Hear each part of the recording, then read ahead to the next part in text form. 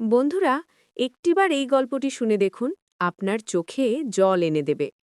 ঝড়ের রাতে অ্যাক্সিডেন্টে আহত হয়ে রক্তাক্ত অবস্থায় পড়ে আছে এক যুবক। সে বাঁচার জন্য সকলের কাছে মিনতি করছে। সবার বাধা দেওয়ার পরেও তাকে সাহায্য করতে এলো এক অচেনা তরুণী। কি হবে তার পরিণাম? আর যে যুবকটি বাঁচার জন্য লড়াই করছিল, বাড়ি ফিরে কি এমন দেখল যে তার বাঁচার ইচ্ছেটাই চলে গেল? জানার জন্য পুরো গল্পটি শোনার অনুরোধ রইল। ভালো লাগলে একটি লাইক করবেন, আর এই ধরনের নতুন নতুন গল্প শোনার জন্য সাবস্ক্রাইব করে আমাদের পাশে থাকবেন। শুরু করছি গল্প মানবতার জয়। লেখিকা সোনালী সরকার। সেদিন ছিল এক ঝড়ের সন্ধ্যা। কালবৈশাখীর উন্মত্ত তাণ্ডবে চারদিক লণ্ডভণ্ড। রাস্তাঘাটে পাতা আর ধুলো উঠছে এলোমেলো হয়ে। শহরের এক গলির মুখে একটি বন্ধ দোকানের ছাউনির নিচে দাঁড়িয়েছিল তৃপ্তি। হাতে ধরা একটি ছোট ব্যাগ, যার ভেতরে তার সারা জীবনের সঞ্চয়, মাত্র 20,000 টাকা। তার সৎমা তাকে নির্দেশ দিয়েছে আজ 50,000 টাকা না আনতে পারলে যেন সে আর ঘরে না ঢোকে। তার সৎ বোন জন্মদিনের উপহার হিসেবে একটি নতুন ল্যাপটপ চায়, আর তার জন্যেই এই টাকার প্রয়োজন। তৃপ্তির জীবনটা বড় কঠিন।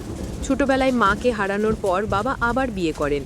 কিছু বছর যেতে না যেতেই বাবাও মারা গেলেন, আর তৃপ্তির কাঁধে চাপিয়ে দিয়ে গেলেন সৎ মা আর সৎ বোনের দায়িত্ব। পড়াশোনা ছেলে খুব অল্প বয়সে কাজে নেমেছিল তৃপ্তি। দিনরাত খেটে যা উপার্জন করত, তার একটা ছোট অংশ লুকিয়ে লুকিয়ে বসের কাছে জমা রাখত ভবিষ্যতের কথা ভেবে। সেই জমানো টাকা দিয়েই আজ তার হাতে মাত্র 20,000 টাকা। বাকি 30,000 টাকা সে কোথায় পাবে? এই চিন্তায় যখন তার মন ভারাক্রান্ত, ঠিক তখনই কানে এলো এক বিকট শব্দ। কিছু দূরে বড় রাস্তার ধারে মানুষের ভিড় জমেছে। কৌতূহলবশত তৃপ্তি ভিড়ের কাছে এগিয়ে গেল। দেখল এক যুবক রক্তাক্ত অবস্থায় রাস্তায় পড়ে ছটফট করছে। তার চোখ দুটো যেন বাঁচার আকুতি নিয়ে সবার দিকে তাকিয়ে আছে। তৃপ্তি ভিড় ঠেলে কাছে এগিয়ে যেতেই ক্ষীণ কণ্ঠে সে বলল, আমাকে বাঁচান প্লিজ, আমি মরতে চাই না, বলেই জ্ঞান হারালো সে। তৃপ্তি দেখল ভিড়ে দাঁড়িয়ে থাকা মানুষগুলো স্মার্টফোনে ভিডিও করতে ব্যস্ত। কেউ কেউ আহারে বলে সহানুভূতি জানাচ্ছে, কিন্তু কেউ সাহায্যের হাত বাড়িয়ে দিতে এগিয়ে আসছে না। তৃপ্তি যখন যুবকটিকে হাসপাতালে নিয়ে যাওয়ার চেষ্টা করল, তখন পুলিশ কেস হবে এই ভয় দেখিয়ে সবাই তাকে বাধা দিল। ঠিক সেই মুহূর্তে এক ট্যাক্সি ড্রাইভার গাড়ি থেকে নেমে এগিয়ে এলো। সে বলল, আমি যাব আপনার সাথে। আজই যুবকটির জায়গায় কাল আমাদের পরিবারের কেউও থাকতে পারে। ড্রাইভারের কথায় আসার আলো দেখতে পেল তৃপ্তি। দুজনে মিলে যুবকটিকে ট্যাক্সিতে তুলে দ্রুত হাসপাতালের দিকে রওনা হলো। অনেক কাকুতি মিনতির পর ডাক্তার যুবকটিকে ভর্তি নিলেন। শুরু হলো চিকিৎসা। যুবকটির পার্স থেকে জানা যায় তার নাম অর্ণব। তৃপ্তির হাতে ধরিয়ে দেওয়া হলো ওষুধের এক লম্বা ফর্দ। বেশ মোটা অঙ্কের বিল। সে তার ব্যাগের দিকে তাকালো। এক মুহূর্ত ভাবল, তারপর সেখান থেকেই টাকা নিয়ে প্রয়োজনীয় ঔষধপত্র আনতে ছুটে গেল। পরের দিন দুপুর। তৃপ্তি তখনও হাসপাতালের বেঞ্চে বসে আছে। নার্স এসে খবর দিল, আপনার রোগীর জ্ঞান ফিরেছে। তৃপ্তি দ্রুত ভেতরে ঢুকল। অর্ণব তাকে চিনতে পেরে কাঁপা গলায় বলল, আমি ভাবতে পারিনি আপনি সত্যিই আমাকে বাঁচাবেন। তৃপ্তি তাকে পরিবারের নম্বর দিতে বলল, যাতে সে তাদের খবর দিতে পারে। অর্ণব কিছুক্ষণ চিন্তা করে বলল, না, ফোন করতে হবে না। সে তৃপ্তিকে অনুরোধ করে বলল, আপনি আমার অনেক উপকার করেছেন। যদি বিশেষ অসুবিধা না হয়, দয়া করে আর 2 দিন আমার কাছে থাকবেন? তৃপ্তি না করতে পারল না। সে যত্ন করে অর্ণবের সেবা করতে লাগল। সেবা করতে করতে কখন যে অর্ণবের মায়া জড়ানো মুখটা তার হৃদয়ে ছবি হয়ে ছেপে গেছিল সে নিজেই বুঝতে পারেনি। এইভাবে দিন 10 কেটে গেল। একদিন তৃপ্তি জিজ্ঞেস করল, কেন আপনাকে কেউ দেখতে আসে না? আপনার খোঁজ নেয় না? আপনার কি কেউ নেই? তখন অর্ণব জানালো যে সে কাজের সূত্রে এখানে আছে। তার পরিবার গ্রামে থাকে। এখানে এসে সে ভালো পদে চাকরি পেয়েছিল। তারপর আরও উন্নতি হয়। সে তার ছোটবেলার বান্ধবী তার ভালোবাসাকে ডেকে এনে নিজের অফিসে কাজ দিয়েছিল। তাদের ভালোবাসার কথা বলতে বলতে অর্ণবের চোখ দিয়ে জল আসছিল। ভালোবাসার প্রতিটি স্মৃতি যেন তার চোখের সামনে ভেসে উঠছে। সে বলল, জানেন, সেদিন এক মুহূর্তের জন্য মনে হয়েছিল আমি হয়তো আর প্রীতিকে দেখতে পাবো না। আপনি না থাকলে হয়তো তাই হতো। আপনাকে ধন্যবাদ দেওয়ার মতো ভাষা আমার কাছে নেই। তৃপ্তি এতদিন অর্ণবের সেবা করতে করতে তার প্রতি যে টান অনুভব করছিল, সেই টানের জন্যই আজ তার সাঙ্গী আছে জেনে মনে আঘাত লেগেছে। এক অজানা ব্যথার অনুভূতি সৃষ্টি হলো তার অন্তরে। পরক্ষণে নিজের কষ্ট লুকিয়ে সে জিজ্ঞেস করল, তবে সেই মেয়েটি কেন আপনাকে দেখতে এলো না? অর্ণব বলল, সে জানে না আমার সাথে এমন কিছু হয়েছে। আমি গ্রামে যাচ্ছি আমাদের বিয়ের কথা বলতে। ওখানে নেটওয়ার্কের সমস্যা, এটাই ও জানে।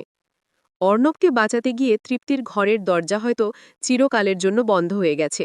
এতদিন কাজ কামাই করার জন্য হয়তো তাকে আর কাজেও নেবে না। তবু সে সমস্ত কষ্ট গোপন করে ছেলেটির পাশে থাকতে লাগল। টাকা শেষ, এখন নিজের কানের দুল, হাতের আংটিও বিক্রি করে দিল তৃপ্তি। 15 দিন পর যখন অর্ণবের হাসপাতাল থেকে ছুটি হলো, তৃপ্তি জিজ্ঞেস করল, কোথায় বাড়ি আপনার? চলুন ছেড়ে দিয়ে আসি। সে বলল, বাড়ি নয়, আমি আমার ভালোবাসা প্রীতির কাছে যেতে চাই।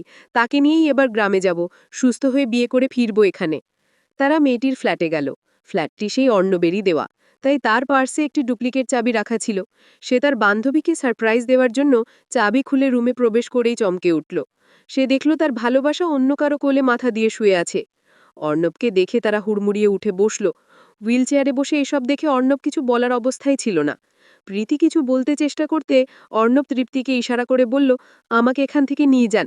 তার চোখ মুখ কষ্টে লাল হয়ে উঠেছিল, ঠিক যেন এখনই চামড়া ফেটে রক্ত বেরিয়ে আসবে।